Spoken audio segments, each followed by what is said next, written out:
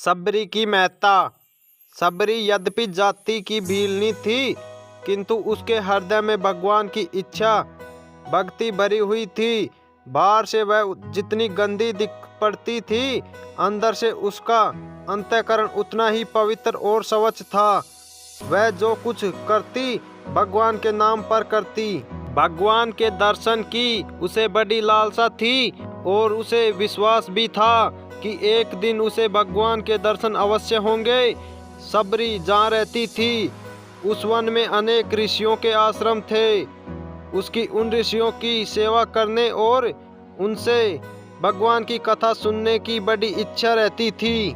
अनेक ऋषियों ने उसे नीच जाति की होने के कारण कथा सुनाना स्वीकार नहीं किया और श्रावण की भांति दुत्कार दिया, किंतु इससे उसके हृदय में न कोई क्षोभ उत्पन्न हुआ और न निराशा।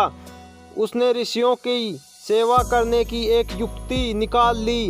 वह प्रतिदिन ऋषियों के आश्रम से सरिता तक का पथ बुहार कर कुछ कांटकों से रहित कर देती और उनके उपयोग के लिए जंगल से लकड़ियां काटकर आश्रम के सामने रख देती।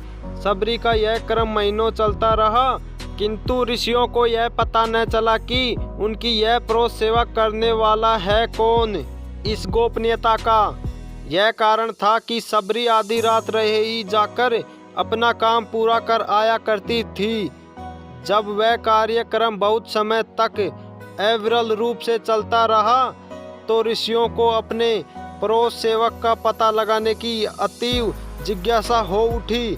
निदान उन्होंने एक रात जागकर पता लगा ही लिया कि यह वही विलीन है जिसे अनेक बार दुत्कार कर द्वार से भगाया जा चुका था। तपस्वियों ने अंततः महिला की सेवा स्वीकार करने में परंपराओं पर अज्ञात होते देखा और उसे अनेक धर्म कर्मों में किसी प्रकार का भाग न लेने के लिए धमकाने लगे। मातंग ऋषि से यह न देखा गया। वे सबरी को अपनी कुटिया के समीप ठहरने के लिए ले गए। भगवान राम जब वनवास गए तो उन्होंने मातंग ऋषि को सर्वोपरि मानकर उन्हें सबसे पहले छाती से लगाया और सबरी के झूठे बेर प्रेम पूर्वक चख कर खाए। यह कहानी आपको कैसी लगी, कमेंट करके ज़रूर बताएं।